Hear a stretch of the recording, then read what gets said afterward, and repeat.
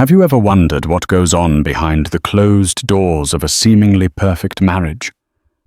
What happens when a man blinded by ego and desire trades his devoted, quiet wife for the fleeting glamour of a model?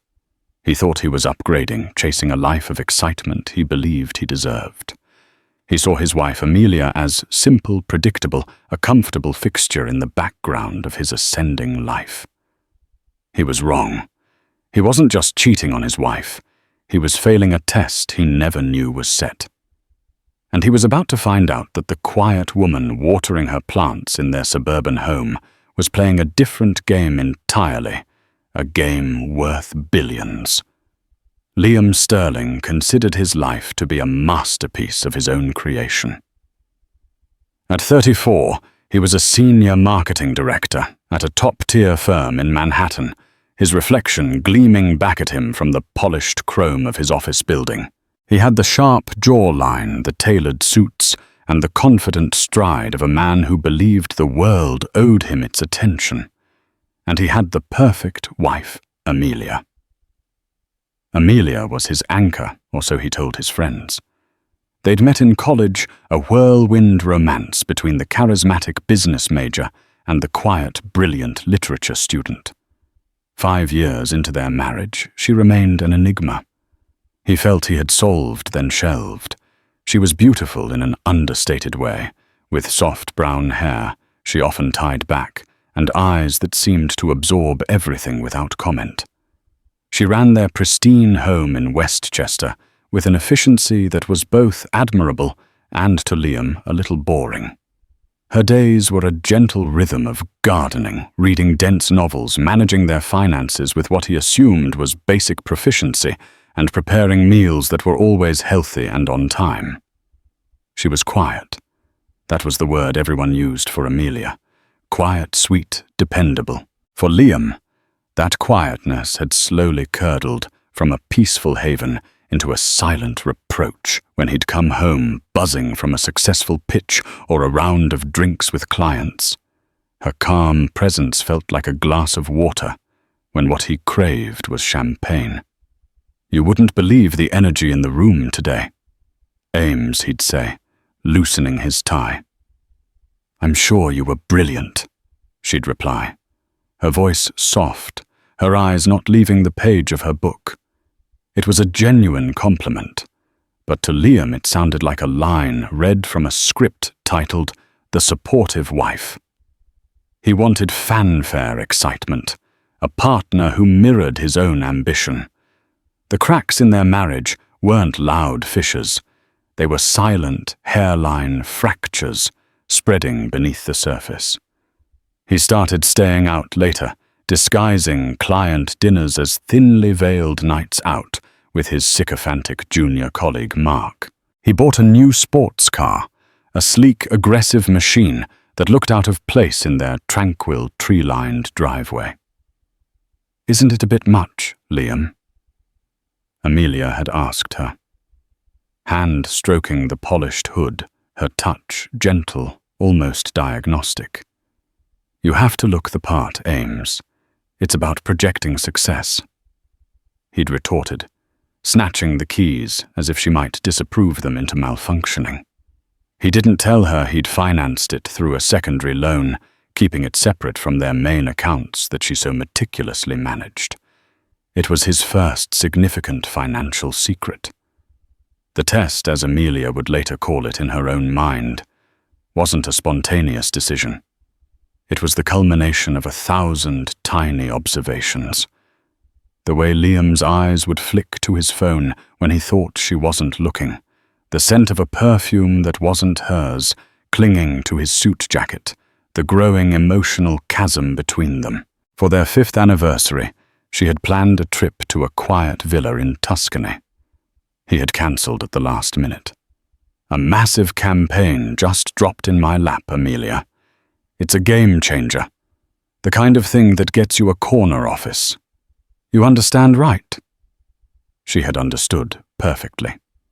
She'd cancelled the villa, her voice even and calm on the phone with the travel agent. But as she hung up, a cold resolve settled in her heart. She loved Liam, or at least she loved the man he had been. But she could no longer ignore the man he was becoming. She decided it was time to know for sure. It was time for a stress test, not on a financial portfolio, but on the very foundation of her life. Amelia Vance Sterling wasn't just a quiet literature major. That was only a sliver of her identity. The world knew of her maternal grandmother, Eleanor Vance, as a reclusive, eccentric heiress who had passed away years ago, leaving behind a fortune so vast it was spoken of in whispers. What the world didn't know was that Eleanor had bypassed her own children, leaving the entirety of the Vance estate, a multi-billion-dollar empire of tech stocks, real estate holdings, and private equity to her quiet, observant granddaughter. Amelia had spent her 20s not just reading literature, but learning from the sharpest financial minds her grandmother's estate could employ. Under the guidance of Arthur Finch, the family's old guard lawyer and her trusted confidant, she had not just maintained her inheritance, she had more than doubled it with a series of audacious and brilliantly timed investments. She had a mind like a steel trap, and an instinct for market trends that was nothing short of prodigious. She lived a simple life because she valued anonymity above all else, a lesson learned from her grandmother's hounded existence. Liam knew none of this. He thought her family had some old money, which to him meant a comfortable trust fund that paid for their down payment and her lack of a real job. He had no concept of the scale. The instrument of her test arrived a week after their cancelled anniversary. It came in the form of a casting call for a new luxury watch campaign Liam's firm was heading. The brand wanted a face that was both aspirational and alluring. Amelia, through a holding company that owned a stake in the parent corporation of Liam's firm, made a suggestion. More than a suggestion, really. She had Arthur subtly pull the strings. Isabella Dubois was chosen. She was everything Amelia was not. Tall, with legs that seemed to start at her collarbone, a mane of platinum blonde hair, and a pout that had graced the covers of several European magazines. She exuded a raw, almost feral ambition. She was a weapon, and Amelia aimed her directly at the weakest point in her husband's armor, his ego. Liam was instantly captivated. He was assigned to personally oversee the campaign, a task he took to with religious fervor. This model, Isabella. She's incredible, he told Amelia one night, scrolling through photos on his phone, ostensibly for work. She just gets the brand. She's electric. Amelia glanced over his shoulder, her expression placid. She's very striking. The first phase of the affair was a textbook cliché. It started with late-night strategy sessions at chic hotel bars, their knees brushing under the table. It moved to flirtatious texts filled with inside jokes that excluded Amelia. Liam felt a thrill he hadn't felt in years. Isabella's admiration was a drug. She hung on his every word about marketing demographics and brand synergy, making him feel like the most powerful man in the room. "You're wasted on your current role, Liam." She'd purr, her fingers tracing the rim of her martini glass. "A man with your vision should be running his own agency." He would come home to Amelia, who would be reading in the living room, a cup of herbal tea steaming beside her. The scent of her chamomile was a stark contrast to the expensive perfume Isabella wore. The quiet of the house felt deafening after the buzz of the city. "How was your day, honey?" Amelia would ask. "Busy." You know he'd reply, his answers becoming shorter, more evasive. The first time he slept with Isabella, he was a storm of guilt and exhilaration. He showered at the hotel, scrubbing her scent from his skin, and crept into his marital bed at 2 a.m. Amelia didn't stir. He lay there in the darkness, his heart pounding, staring at the woman beside him. She looked so peaceful, so unsuspecting. For a moment, a wave of real gut-wrenching shame washed over him. He was betraying this good, kind woman. But then his ego whispered back. He deserved this. He deserved to feel alive.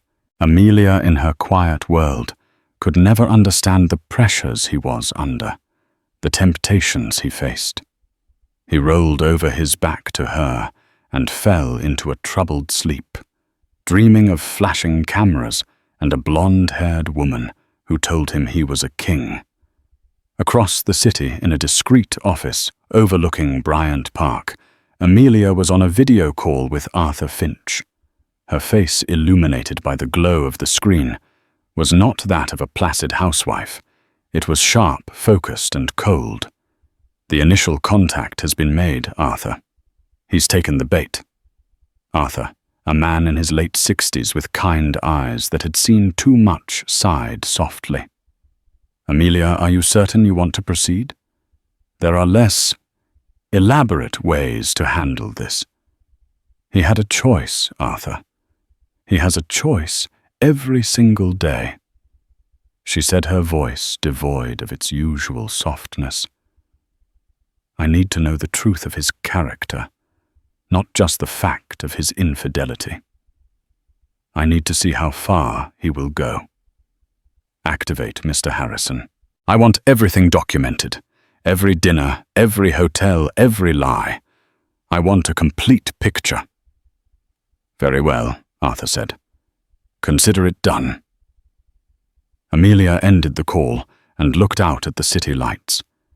She felt a profound sadness, a mourning for the marriage she thought she had. But beneath the grief, something else was hardening resolve. She was no longer just Amelia Sterling, the quiet wife. She was Amelia Vance, and she was about to take control of the narrative. The test had begun. The affair between Liam and Isabella escalated from a spark to a bonfire. Manhattan became their playground. Liam, fueled by a desperate need to impress, lived a life far beyond his actual means. He took Isabella to restaurants where the water cost more than the wine he and Amelia used, to share places like Per Se, and Daniel securing reservations through what he claimed were high-level contacts, but were actually frantic calls to his Amex concierge. He bought her gifts, a Cartier bracelet, a pair of Louboutin heels, items that made his secret credit card groan under the strain. You spoil me, Liam. Isabella would say, her voice a husky whisper, as she fastened the bracelet around her wrist in the back of a taxi. The flash of the diamonds seemed to illuminate the hunger in her eyes. Nothing's too good for my star, he'd reply, his chest puffing out. He was no longer just a marketing director. In these moments, he was a patron, a mogul, a man of substance. He constructed an elaborate scaffold of lies to support his double life. A marketing summit in Chicago was a weekend with Isabella at a boutique hotel in the Hamptons. A late-night crisis with the London office was a frantic, passionate encounter in Isabella's sleek, minimalist apartment in Soho. He became a master of subterfuge, keeping a separate gym bag in his car, with fresh clothes, using burner apps to communicate with her, and paying for everything in cash or on his hidden credit card. His behavior at home became increasingly erratic.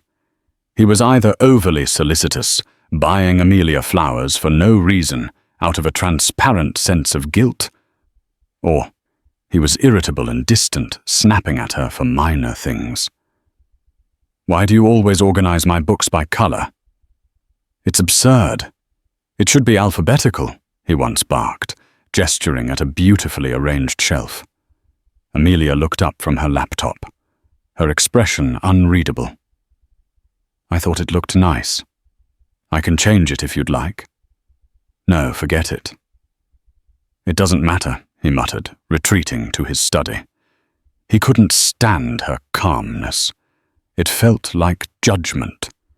He wanted a reaction, a fight, something to justify his actions. But Amelia gave him nothing. She remained the serene, predictable wife, a fixed point in his chaotic new universe. He mistook her silence for ignorance, her patience for weakness. In reality, Amelia was anything but ignorant. While Liam was weaving his web of lies, she was meticulously building her net of truth. The man Arthur had activated, Mr. Harrison, was the best private investigator money could buy. He was a former MI6 agent, a ghost who specialized in discreet surveillance for the world's elite. His reports arrived daily in a double-encrypted file to Amelia's secure server. They were brutally detailed. High-resolution photographs of Liam and Isabella kissing outside a restaurant, their faces illuminated by the warm glow of the streetlights. Audio recordings of their conversations in public places. Liam's boasts and Isabella's encouraging murmurs, captured with chilling clarity. Copies of hotel folios, credit card statements from Liam's secret account, even flight manifests. Amelia would review the evidence in her private study, a room Liam thought was for her hobby of genealogical research. The walls were lined not with family trees, but with state-of-the-art monitors and secure communication systems. As she watched a video of Liam whispering in Isabella's ear on a hotel balcony overlooking Central Park, she felt a strange detachment. The man on the screen was a stranger. The raw, visceral pain of betrayal had begun to cool, replaced by a surgeon's dispassionate focus. She was observing a subject collecting data for a conclusion that was becoming more inevitable with each passing day. One evening, Liam came home smelling of wine and Isabella's Chanel No. 5. He found Amelia in the kitchen preparing a salmon dish, the scent of dill and lemon filling the air. Rough day. He sighed, slumping into a chair. This campaign is killing me. You should take some time off after it's done, Amelia said, not looking at him. We could finally take that trip to Tuscany. Liam froze. The casual mention of the trip he'd so carelessly discarded felt like a stone in his gut. Yeah, maybe. We'll see. He watched her move around the kitchen, her movements fluid and efficient. A sudden paranoid thought pierced through his wine-fueled haze. Could she know? Was this a trap? He studied her face for any sign of suspicion, any hint of anger. He found none. There was only the calm, gentle mask she always wore. He relaxed. He was being foolish. Amelia was simple. Her world was this house, this garden, these books. She couldn't possibly imagine the complexities of his life. The biggest twist in the surveillance came from an unexpected source. Mr. Harrison's report included a background check on Isabella Dubois. On the surface, she was, as advertised, a moderately successful model from France, trying to make it big in the US. But digging deeper, Harrison found something interesting. Before coming to New York, Isabella had been involved with a European financier who had been a fierce and ultimately unsuccessful rival to one of Amelia's most profitable tech acquisitions. The financier had been financially ruined. It was a tenuous link, but a link nonetheless. Amelia stared at the report on her screen. Was it possible? Was Isabella not just an opportunistic model, but a vengeful proxy, or was it a mere coincidence? She filed the information away. It was another variable in an already complex equation. The financial strain on Liam was beginning to show. To maintain the illusion of wealth for Isabella, he'd done something incredibly stupid. He had attempted to leverage his position at the firm to secure a personal loan from one of their banking partners, citing a private investment opportunity. The bank, which was a subsidiary of a larger financial institution in which Amelia's Vance Corporation held a majority stake, flagged the request. The flag went directly to Arthur Finch's desk. He called Amelia immediately. "He's getting desperate, Amelia. He's trying to take out a $250,000 unsecured loan against his corporate standing." Amelia felt a cold knot tighten in her stomach. This was a new level of deceit, one that crossed from the personal to the professional. He was using the reputation of a company she partly owned to fund an affair designed to humiliate her. "Deny it, Arthur," she said, her voice like ice. "Cite unacceptable risk. Let the rejection come from the bank's official channels. I don't want him to have any idea we are connected." "Consider it done," Arthur replied. "The net is closing, my dear." 2 days later, Liam was in a foul mood. He stormed into the house, throwing his briefcase onto the floor. "What's wrong?" Amelia asked, looking up from the rose bushes she was tending in the garden. "Freaking banks! Useless, risk-averse idiots," he spat. "I had a brilliant investment lined up, a real chance to build something of my own, and they pulled the plug. They don't know how to recognize real vision." He was looking for sympathy, for validation. He wanted her to rail against the unfairness of the world with him. Amelia simply looked at him, her gardening gloves covered in soil. She thought of the intricate network of financial systems. She commanded the teams of analysts who modeled risk for her, the global flow of capital she could redirect with a single email.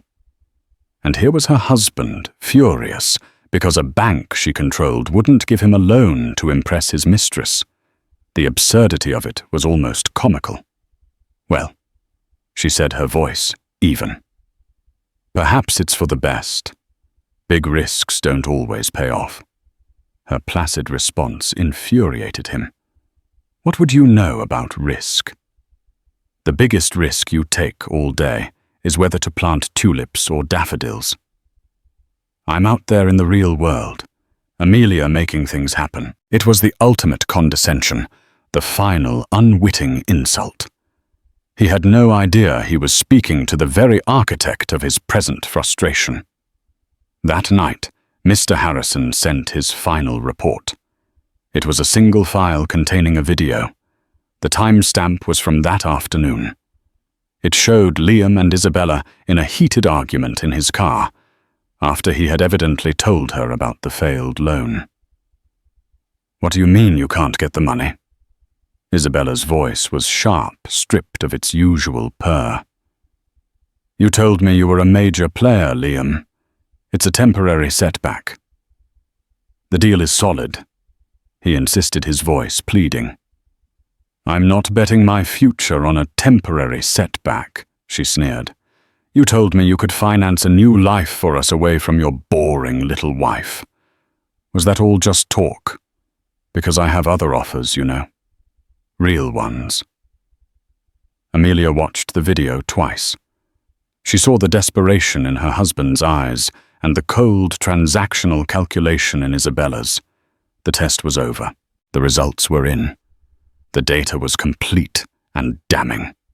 She closed her laptop and walked over to the large picture window in her study, looking out at the quiet, sleeping street.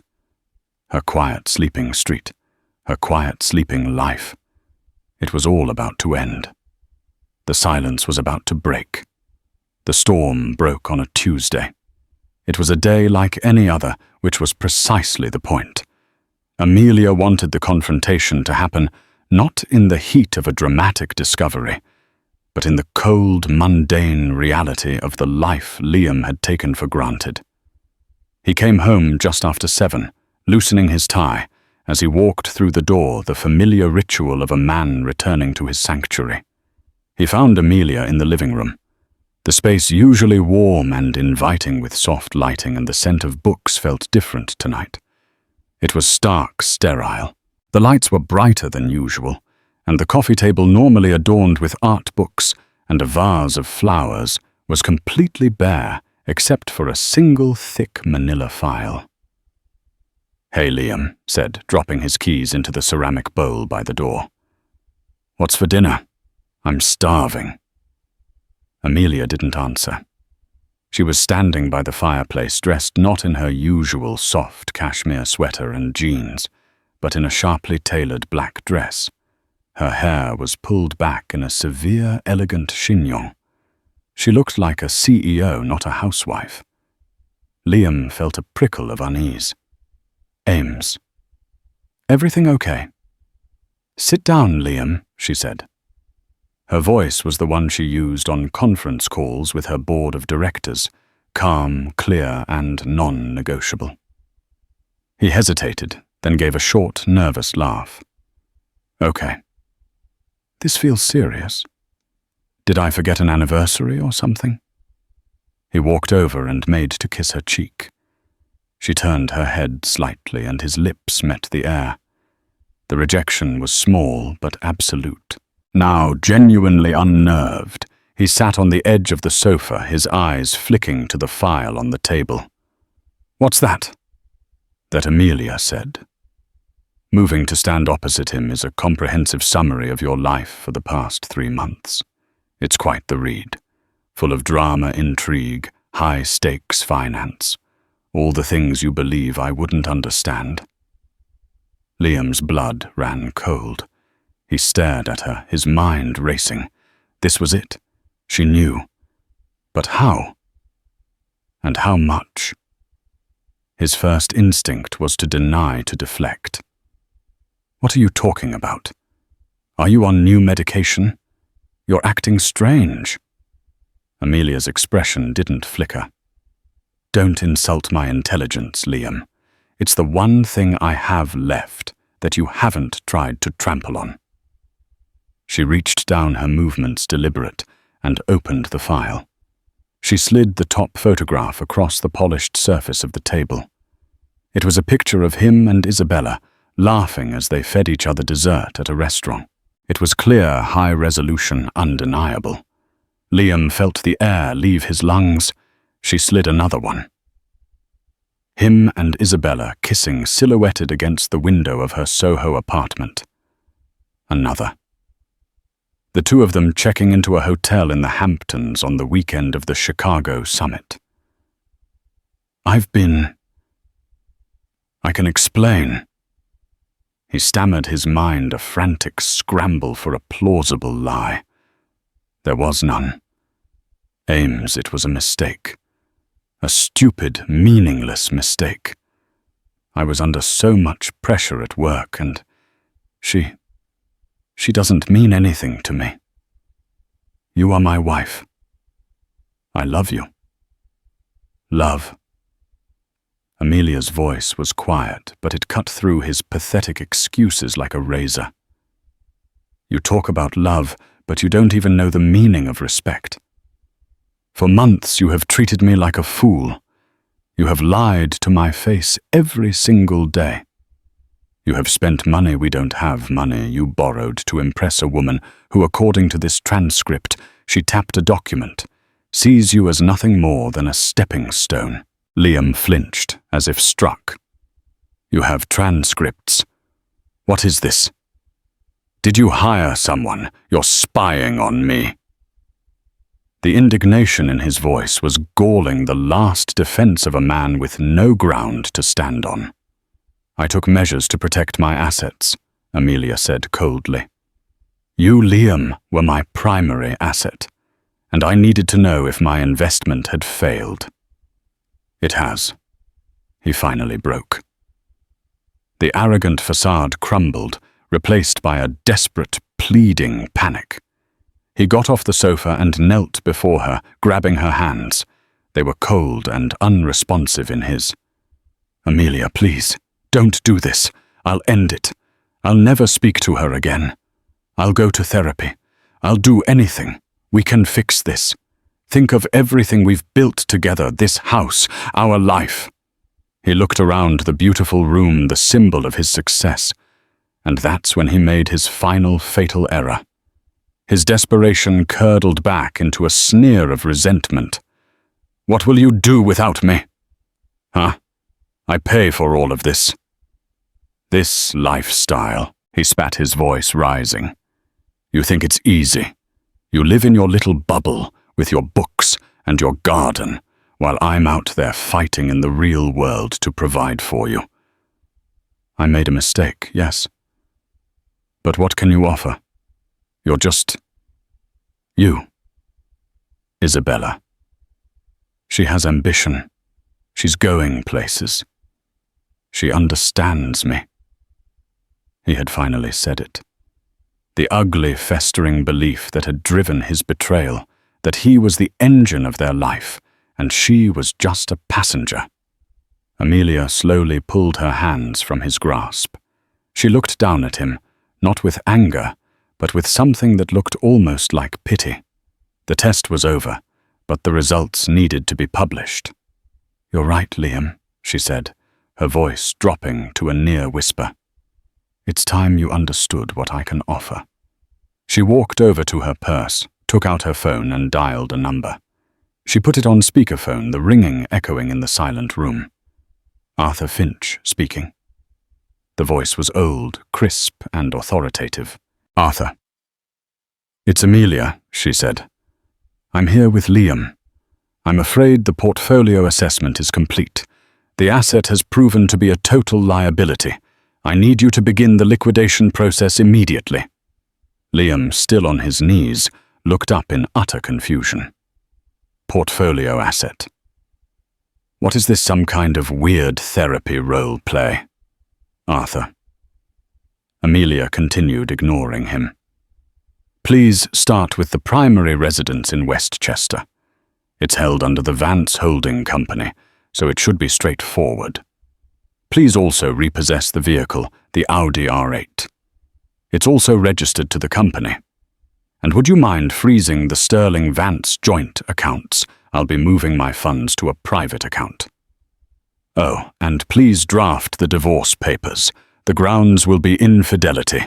We have ample evidence. Liam scrambled to his feet, his face a mask of disbelief and dawning horror. Vance Holding Company. What are you talking about? This is my house. My car. No, Liam, Amelia said, turning to face him fully. The quiet wife was gone. In her place stood a woman of immense power. It was never your house, or your car. It was all mine. A loan, you might say, contingent on certain performance metrics. Loyalty, for example. She let the words hang in the air. Liam's brain was short-circuiting. Vance. Like your grandmother, Eleanor. Vance. I thought she just left you some money. A small, mirthless smile touched Amelia's lips. She did. She left me all of it. The entire Vance fortune. The tech companies, the real estate empire, the seat on the board of the bank that so wisely denied your loan application last week. I am not just a quiet wife, Liam. I am a very, very quiet billionaire. The color drained from Liam's face. He stumbled backwards, his hand reaching out for the sofa to steady himself. He looked at Amelia, as if seeing her for the first time. The quietness he had mistaken for simplicity was the calm of absolute power. The books she read weren't just novels. They were financial reports and market analyses. The time she spent in her study wasn't a hobby. It was the management of an empire. He thought of every condescending remark, every patronizing pat on the head, every time he'd dismissed her opinion. He had been cheating on his wife with a model, thinking he was trading up. He had just discovered he'd traded a kingdom for a handful of sand. I didn't know he whispered the words, sounding pathetic, even to his own ears. That Amelia said, disconnecting the call with Arthur is the entire point. I wanted a partner who valued me, Amelia, not a man who would one day value my bank account. I gave you the realest version of myself I could, and you proved you were not worthy of her." She walked towards the hallway. "A courier will deliver the preliminary divorce settlement to you tomorrow. You have 24 hours to vacate my property. I suggest you call a friend." With that, she turned and walked up the stairs, her back straight, leaving Liam Sterling standing alone in the bright, unforgiving light of the living room, the ruins of his life scattered around him in a single, devastating file. The fallout was not a slow decline. It was a detonation. Liam's world disintegrated with terrifying speed. He spent the first night in a daze, numbly packing a suitcase, while Amelia remained sequestered in the master suite, the door firmly closed. The house, which had been his castle, now felt alien and menacing. Every object, the Eames chair he'd coveted, the abstract painting he'd chosen, seemed to mock him, reminding him that it had never truly been his. The next morning, the first tangible consequence arrived. He walked out to the driveway to find a flatbed truck hooking up his beloved Audi R8. A man in a jumpsuit handed him a form to sign. "Repossession order from Vance Holding Company," the man said gruffly, not making eye contact. Liam watched humiliated as his symbol of power and success was unceremoniously hauled away down the tranquil suburban street. He tried to use his credit card to book a hotel room. Declined. He tried another. Declined. He logged into his online banking app and saw the joint account his salary automatically deposited there for years now read $0. A transfer of the exact full amount to a private account had been executed at 9:01 a.m. He was financially neutered. Swallowing his pride, he called his friend Mark, the same colleague who had been his wingman and cheerleader during the affair. "Mark, I'm in deep trouble. Amelia knows everything. She's kicking me out," Liam said, his voice cracking.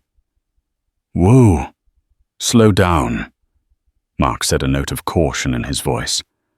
"What do you mean she knows?" "She knows everything. She had me investigated. And Mark, she's rich. Not like nice house rich. She's a billionaire, the whole Vance fortune." There was a long pause on the other end of the line. Liam could almost hear the gears turning in Mark's head, calculating, recalibrating. "A billionaire?" "You're joking." "Do I sound like I'm joking? My car just got towed and my bank account is empty. I have nowhere to go." "Listen, man, I can't get involved," Mark said, his voice suddenly distant. "My wife is friends with Amelia's cousin, you know. This is messy. I could front you a few $100, I guess. But I can't have you staying here. It's a bad look." Liam hung up the phone. The betrayal, a bitter pill. His friends, his entire social circle had been built on the foundation of his perceived success. Now that the foundation was gone, so were they. Desperate and broken, he took an Uber to the only place he could think of Isabella's apartment in Soho. He buzzed, and after a long moment her voice came through the intercom, sharp and impatient. "Yes, it's me, Liam. Let me up. Please, I need to see you." He heard a sigh, then the click of the lock. He found her in a silk robe, sipping an espresso, looking annoyed. Her apartment, which had once seemed like a sexy minimalist sanctuary, now felt cold and impersonal. "What do you want, Liam?" "I'm in the middle of a fitting." He poured out the whole sordid story. The confrontation, Amelia's hidden identity, the repossession, the empty bank account. He told it with the desperate hope that she would see them as partners against the world, a Bonnie and Clyde, wronged by a deceptive heiress. He expected sympathy outrage on his behalf, an embrace. Isabella listened, her expression shifting from impatience to a kind of detached, clinical interest. When he was done, she took a slow sip of her espresso. "A billionaire," she said, a strange glint in her eye. She played that very well. "I'm almost impressed." "Impressed, Isabella. She ruined me." "But it doesn't matter. We can be together now. We can start over. We just need to be smart." Isabella let out a short, sharp laugh that was completely devoid of humor. "We, Liam, there is no we. You must have misunderstood the nature of our arrangement." "Arrangement," he choked out. I thought we had something real." "What we had was a transaction," she said, standing up and tightening her robe. "I provided you with an escape, an ego boost. You were supposed to provide me with a platform, access, a lifestyle. Your value was tied to your position and your perceived wealth. Now," she gestured at his rumpled suit and desperate eyes, "your stock has crashed. I don't invest in failing assets." The cold corporate language was a brutal echo of Amelia's own words. He suddenly saw it all with sickening clarity. He hadn't been a king in this scenario. He had been a mark. "You knew," he whispered. "You knew she had money." Isabella shrugged. "I didn't know the scale, no. But one learns to spot the signs. The way you were so desperate to prove yourself, the carelessness with which you spent money, you clearly didn't have. It screamed insecurity. And powerful insecurity is often tethered to a wealthy, powerful spouse.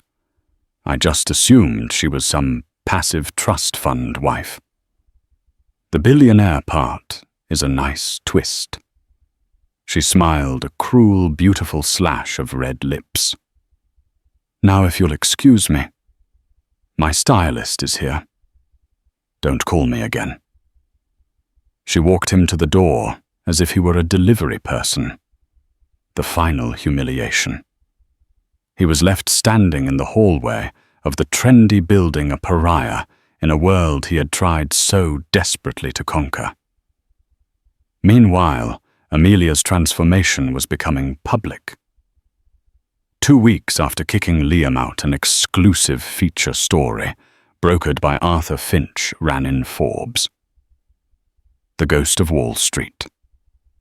How Eleanor Vance's secretive granddaughter Amelia Vance quietly built a modern empire. The article was a sensation. It featured a stunning photograph of Amelia, not in her garden, but in the boardroom of Vance Tower, looking poised, powerful, and utterly in command. The story detailed her Midas touch with investments, her strategic philanthropy, and her deliberate choice to live a life of anonymity. It painted her as a brilliant, enigmatic figure, the very opposite of the flashy, self-promoting billionaires of the age. The news ripped through their social and professional circles like a shockwave. At Liam's old firm, where he had been fired for gross misconduct and misrepresentation of company assets, a charge neatly orchestrated by Amelia's legal team, the gossip was seismic. The quiet, mousy wife they'd seen at holiday parties was one of the most powerful women in the country. Liam Sterling wasn't a charismatic leader. He was the world's biggest fool. Liam saw the magazine cover on a newsstand while walking to a temp agency. He looked at the picture of his wife, and felt a dizzying wave of vertigo. The woman on that cover was a stranger, a titan, and he had complained to her that she didn't understand risk because she planted tulips. He had told this woman she would be nothing without him. His downfall was as complete as her ascent was spectacular. Weighed down by the debt from his secret credit card and the loan he had co-signed with Mark, who was now demanding repayment with menacing legal letters, he was forced into bankruptcy. He moved into a dingy furnished room in Queens, the kind of place with a lingering smell of cigarettes and despair. He got a job working in the stockroom of a large department store, a physically demanding anonymous job that paid just enough to cover his rent and cheap meals. He was haunted by her. He'd see her face on the news announcing a new clean energy initiative. He'd hear her name on the radio being lauded for endowing a university chair. She was everywhere, a constant, shimmering reminder of the life, the love, and the staggering fortune he had thrown away for a fleeting affair with a model who had played him for a fool. He had cheated on the sun, not realizing he was just a moth drawn to a cheap, glittering bulb. 6 months bled into one another each day, a grey copy of the last. For Liam, this half-year was a descent into a new kind of reality, one stripped of all its former gloss. His world had shrunk to the 4 peeling walls of a studio apartment in a far-flung corner of Queens, a room that always smelled faintly of damp and the previous tenant's cigarettes. The sirens of the city, once a soundtrack to his ambition, were now just a reminder of the relentless, indifferent churn of life outside his window. His hands, which had once gestured confidently in boardrooms and signed for $1,000 dinners, were now raw and calloused. He worked in the cavernous, fluorescent-lit stockroom of a major midtown department store. The job was brutally physical and blessedly anonymous. He was a body, a pair of hands to lift and move heavy boxes from trucks to shelves. He learned the rhythm of it, the ache in his lower back by noon, the grit of dust under his fingernails, the bone-deep weariness at the end of a 10-hour shift. He'd ride the subway home, lost in the sea of tired faces, a ghost in a city that had once been his kingdom. He was haunted by Amelia. Her success was a parallel universe he was forced to witness. He'd see her on the cover of Time magazine at a newsstand, her gaze confident and direct, and he'd have to physically turn away, a hot spike of shame driving into his gut. He'd hear her voice on a podcast playing from a passing car, discussing global economic trends with an easy brilliance that made his own past boasts seem like the babbling of a child. He learned to avoid certain channels, to flip past newspapers quickly. But she was inescapable. She was the woman who had shared his bed, the woman he had patronized and dismissed, and now she was a titan. The dissonance was a constant low-grade torture. His anger had long since burned out, leaving behind the cold, heavy ash of regret. In the lonely silence of his apartment, he would replay their life together, but with new eyes. He saw the quiet evenings not as boring, but as peaceful. He saw her patient questions not as a lack of engagement, but as a genuine attempt to connect with a man who was already pulling away. He remembered the time he'd mocked her for reading a dense book on quantum mechanics, saying, "Leave the big thoughts to the professionals." Ames. He cringed at the memory, now the arrogance of it so staggering it made him physically ill. He hadn't just been a cheater. He had been a fool, willfully blind to the diamond he held in his hand, because he was too busy looking for shiny pieces of glass. For Amelia, these 6 months were a renaissance. Shedding the protective skin of her quiet life had been daunting at first, but she discovered a strength she never knew she possessed. The world, it turned out, was fascinated by the story of the billionaire ghost. But they were more impressed by the woman herself. She was not just the inheritor of a fortune. She was its brilliant steward and its visionary future. She moved through the world with a new grace, her innate intelligence now paired with a public confidence that was both disarming and formidable. The sadness over her failed marriage remained a fine scar on her heart, but it no longer defined her. It was a lesson paid for at great cost that had ultimately liberated her. She was complete on her own. The final crushing intersection of their two worlds was orchestrated by the cruel hand of fate on a frigid November evening. The Vance Foundation was hosting its annual charity gala at the Metropolitan Museum of Art, the crown jewel of New York's philanthropic calendar. It was an evening of breathtaking opulence, where titans of industry mingled with Oscar-winning actors and world-renowned artists, all gathered to support the causes Amelia now championed. She was the evening's host, its radiant center of gravity. Liam was there too. His temp agency, which specialized in providing anonymous labor for high-end events, had assigned him to the catering staff. The irony was so profound, it was almost surreal. A year ago, he would have been scheming for a ticket. Now he was being handed a cheap, ill-fitting black tuxedo and told not to make eye contact with the guests. Walking through the service entrance of the Met felt like passing through a portal into a life that was no longer his.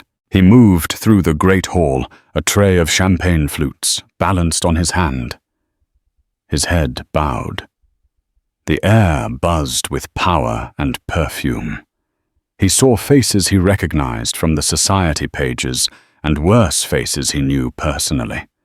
He saw his old boss, the CEO of his former firm, laughing with a senator. He saw Mark, his treacherous ex-friend, standing with his wife, both of them looking sleek and successful. They didn't see him.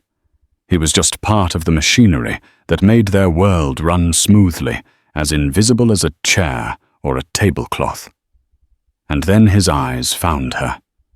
Amelia was standing at the foot of the grand staircase greeting guests. She was wearing a gown of deep emerald silk that seemed to capture and refract all the light in the room. She was listening intently to an elderly gentleman, her head tilted with the same grace he remembered from when she'd listened to him recount his day at the office. But the context was shatteringly different. The power she commanded was palpable. She was not just in her element. She was the element. He felt a wave of vertigo so intense he had to steady himself against a pillar. He tried to retreat, to melt into the background, but his nerves were shot. As he turned, a guest, oblivious, stepped backwards, directly into his path. Liam stumbled, his arm jolting. The tray tilted, and in what felt like slow motion, a dozen crystal champagne flutes slid and then crashed onto the marble floor. The sound was a bomb detonating in the cathedral-like space. The symphony of conversations ceased instantly. 100 heads, 100 fours of eyes, all turned to stare at the source of the disruption. They saw a clumsy waiter, his face pale with horror, standing amidst a wreck of shattered glass and spreading champagne. And across that suddenly silent, gaping hall, his eyes locked with Amelia's. For a long, agonizing second, the world seemed to stop. He saw recognition dawn in her eyes, followed by a complex cascade of emotions he couldn't begin to decipher. There was no shock, no anger. He saw a flicker of the woman who once loved him, a shadow of shared history, immediately overlaid by a profound, sorrowful distance. It was the look one might give a ghost from a past life. The spell was broken by a flurry of activity. A supervisor rushed over, hissing at Liam. Security guards began cordoning off the area. The buzz of conversation slowly resumed the incident already becoming an anecdote. But the connection had been made. The chasm between their two realities had been illuminated in one mortifying flash of light. Much later, his shift over Liam was carrying a heavy tub of dirty linens toward the service exit, his spirit completely broken. Liam. The voice was quiet, but it cut through the clatter from the kitchens. He froze, then slowly turned. Amelia was standing there a few feet away, having slipped away from the dazzling party. Her security detail lingered at a respectful distance down the cold concrete corridor. Away from the lights and the crowd, she looked more real, more like the woman he remembered. Amelia, he breathed. His mind was a maelstrom of shame and regret. I don't know what to say. You don't have to say anything, she said, her voice even. She pulled her wrap tighter around her shoulders, a gesture against the corridor's chill. But he had to. It was the only thing he had left. I'm sorry. He began the words feeling pitifully inadequate. Not just for what I did, but for who I was. For being so arrogant. So blind. I looked at you every day, and I never ever saw you. She listened, her expression unreadable, but her gaze unwavering. No, you didn't, she agreed, the statement a simple fact, not an accusation. You saw what you wanted to see. A comfortable, simple woman who made your life easy. You saw a backdrop for the life you thought you were building. You failed to realize she was the entire landscape. He flinched at the truth of it. I was a fool, chasing something shiny. You were, she said, and for the first time a note of deep sadness entered her voice. But you still don't understand the full truth of it. Do you this? She gestured back towards the noise and glamour of the gala, this fortune, the power. This was never the ultimate prize. It was just a circumstance of my birth. The real prize, Liam, was my love, my loyalty, my faith in you. It was me showing up every day, choosing you, believing in the man I thought you were. That was the treasure. And you traded it for what? A fleeting illusion, with a woman who valued you even less than you valued me. He had no answer. He could only stare at the scuffed toes of his cheap shoes, the full weight of his failure crushing him. I don't hate you, Liam, she said, and her voice softened, becoming the voice of the woman who had once nursed him through the flu. I'm long past that.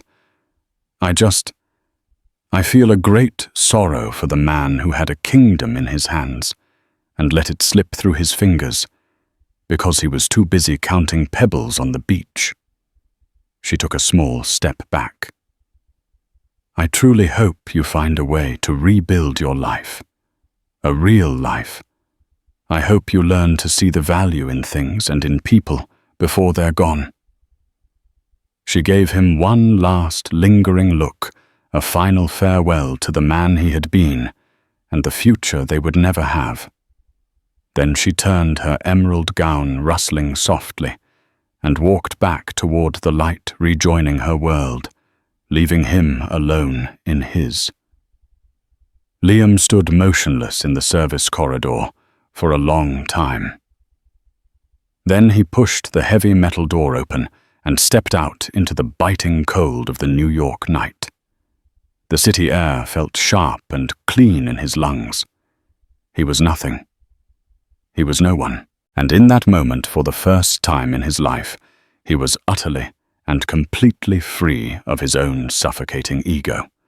He was just a man stripped of everything but the consequences, starting the long walk home. Liam's story is a dramatic and cautionary tale, but at its heart, it's about the incredible power of self-worth and the consequences of taking those we love for granted. Amelia wasn't just a woman with a secret fortune. She was a woman who knew her own value, even when the person closest to her refused to see it.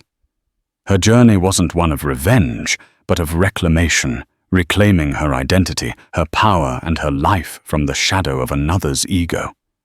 It makes you wonder, doesn't it, how many of us are truly seeing the people in our lives for who they are? What did you think of Amelia's ultimate test? Was it a stroke of genius or a step too far? Let us know your thoughts in the comments below. If this story resonated with you, please give this video a thumbs up. Share it with someone who loves a story of strength and resilience, and don't forget to subscribe to our channel for more real-life dramas that will keep you on the edge of your seat. Thank you for listening.